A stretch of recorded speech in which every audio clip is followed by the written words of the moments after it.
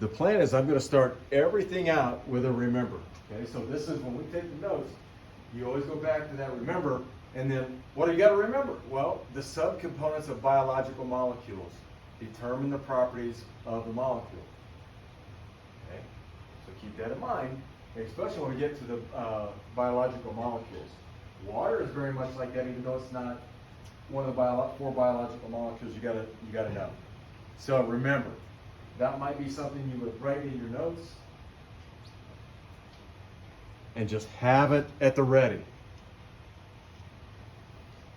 All right, now 1.1, structure of water. I think everybody in here should automatically know, right, by now what water is made up of. Water is made up of 2 hydrogens. How many oxygens? 1. 2 hydrogens, 1 oxygen. So the ratio would be a 1-to-2 ratio. For every 1 oxygen, you're going to have 2 hydrogens. Now you have to go back to chemistry. When you took chemistry, what is that attraction, right? You're always going to look at that last outer shell of electrons. So structure of water, hydrogen bonding. So if you look over there, there's the picture. Here you have an oxygen, 2 hydrogens. Now, you see that really wild looking sign right here? Looks like an S that's been overdone. That means about. That means about. About. But you see the negative.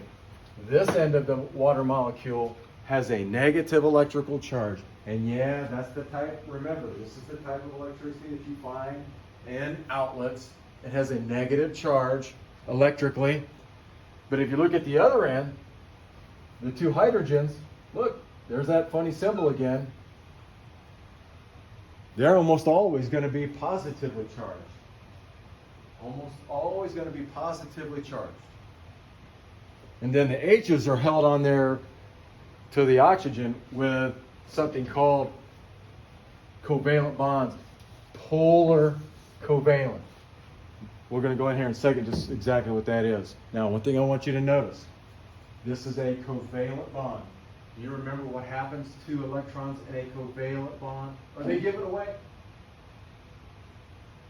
Like if you needed money and I just gave you $10 and I didn't expect it back?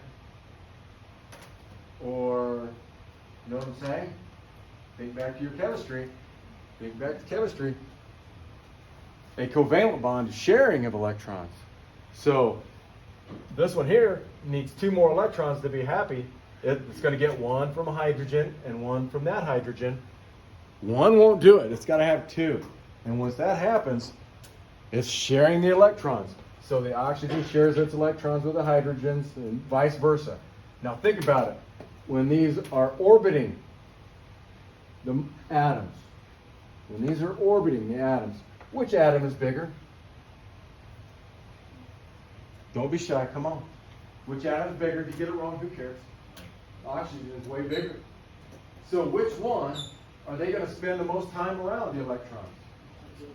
The oxygen. It's going to go all the way around it.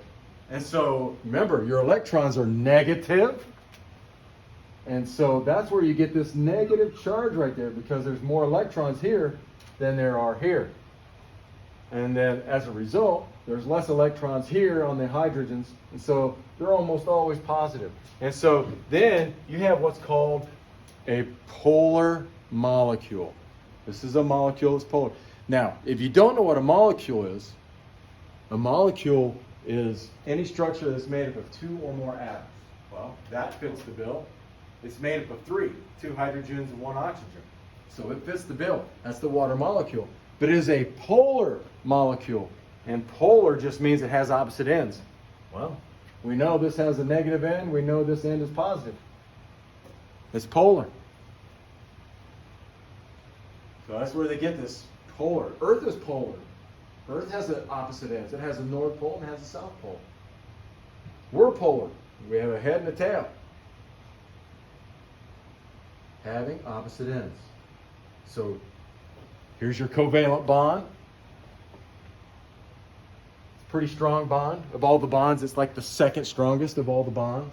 Ionic are pretty strong, way more so stronger than this. And there's another one called the hydrogen we're going to talk about. But covalent bond, make sure you know, has a covalent bond. If it says polar covalent, it just means this is negative, positive, water, and they stick together. Because anytime you get a positive near a negative, they tend to attract like the opposite ends of a magnet. And I'm going to show you here in a second that water is a polar molecule. You remember this if you haven't. Okay, any questions so far? Remember, the subcomponents of biological molecules determine the properties. And the way this is put together, you're going to get to mess around with some of the magical properties that it has because it's arranged like this and has a negative end and has a positive end. That's just the way it is. So its shape helps determine its function. And that's what we're saying up here. The subcomponents of the biological molecule determine the properties. And water has some very important properties. Okay, so now we talked about covalent bond. Hydrogen bond. Here's the weakest of all the bonds. Weakest of all the bonds. It's easy to break. Doesn't take much. For water, we can break water apart by just adding electricity. But these are hydrogen bonds. And what this is an attraction between the positive and negative regions of a water molecule. So remember, the oxygen side is a negative. The hydrogen side is a positive. Whenever you get two molecules get together, they're going to arrange positive to negative every time. If you add another one, it's going to arrange positive to negative, positive to negative. You see what it's doing? It's always going to arrange positive and negative. Weak bond according to the positive and negative regions of the molecule. And if you go back to the actual picture, if you would put another water molecule in the picture, it would arrange itself. It would arrange itself probably like this. This would be your O, and then you would have a very, very weak bond there to another molecule. And this would be your H's here. But that's kind of what we're getting at right here. So remember, shape helps determine the function. Shape helps determine the function. All right. Now, two words to make yourself familiar with. Cohesion and adhesion. Cohesion and adhesion. Co-ed, P-E. What's that mean? If I say it's co-ed, P-E. We used to have it here, we don't anymore. Boys and the girls. They do it together, right? That's cohesion. They do the same thing together. Now let's check it out. In cohesion, you get two water molecules that are identical. And so they will stick together, again, according to that positive and that negative charge. That positive and that negative charge. So these would be two water molecules, the same kind, and they're just kind of sticking together. Again, if you don't think it happens, you're going to see cohesion of water molecules in the lab. Now the other one here, adhesion. So think about it. Cohesion is the same molecule sticking together with another molecule just like it. Adhesion would be different. So different molecules sticking together.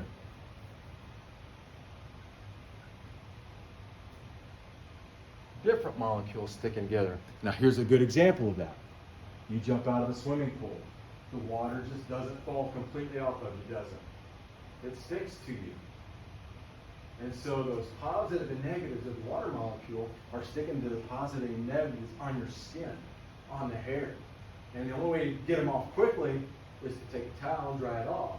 Or just over time, they'll evaporate off and they'll break those bonds.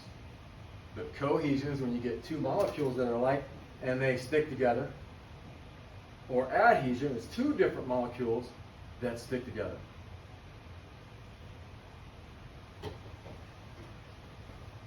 when we mess with graduated cylinders look like this, and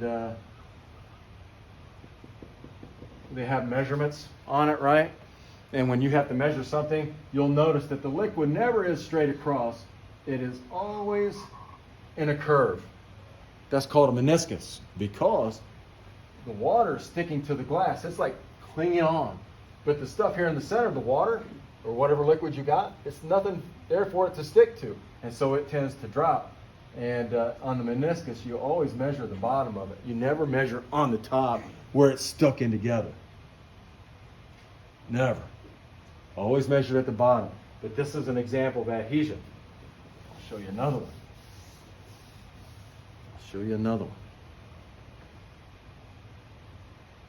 Okay. Matter of fact, let me turn the light on just real quick. And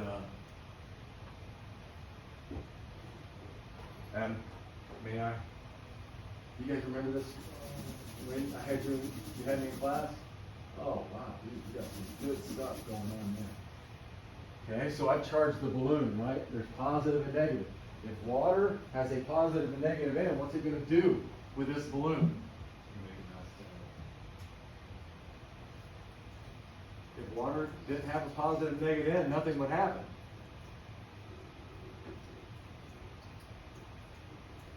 See that? That's your proof that water has a positive end and a negative end. Negative oxygen and a positive. Check that out. Oh, you see it sticking to the balloon. And I broke it now. Anyway, you get the idea. All right. Let's see. Some sophomore picked that up now. Clean it up for me. Okay, so water, polar molecule, having opposite ends.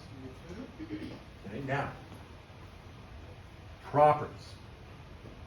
Now I'm trying to go quick, but I'm trying to, because some of you are still kind of foggy. Properties of water. There's polarity, we talked about it, right? Properties of water, molecules have opposite ends. Adhesion, they like to stick to other things. Or cohesion, that means they like to stick to something that's totally different from them. The only thing that water will not stick to is like oil. So if you would put oil in your skin and you get out of the pool, it's going to run right off of you. You won't have to dry it, but now you got oil in your skin. Okay. Here's the next one. See, we've talked about 3. This would be 1, 2, 3. This is number 4. It has a high heat capacity.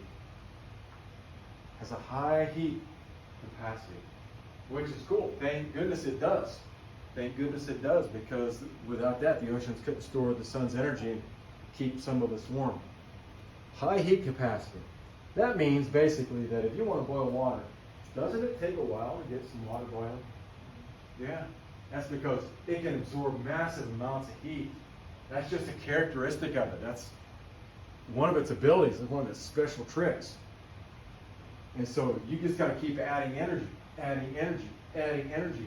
And it goes up on the stove. Next thing you know, you've added enough energy that it turns 212 degrees, which actually is 214 here in Indiana because of our elevation. And then you've added enough energy that you can make it go from liquid to a gas. So you can make it go from liquid to steam. So when it's boiling and you see it, now, if it takes a lot of heat, that means it can store a lot of heat for a long time. So think about it. You boil some water, you shut it down. How long does that water stay pretty hot? A long time, doesn't it? And it has that ability to take it. It can take a lot of heat, but it releases it very slowly. Now, cool thing about water is that on Earth, we're the only place, maybe Mars, someplace on Mars, it's the only place where water is found in the 3 states: solid, liquid, and gas. Solid, liquid, and gas. All right, solid is your ice, liquid is the water, gas is the steam, water vapor if you want to get technical. And so naturally this is the ones that stays in.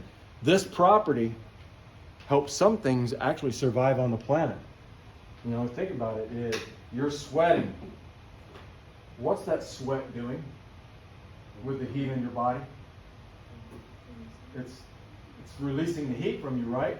But think about it, you get out of a pool, remember how cold you feel? That sweat is taking that heat and it's getting it off of you. That's one of the properties here of this one of the benefits of this property. Okay? And we'll talk about some more when we get into more of the ecology side of it. Now, water doesn't like to mix with oil. If you remember, I got my handy dandy little shaker up here. Everybody that shakes it, up here you have oil, down here you have water.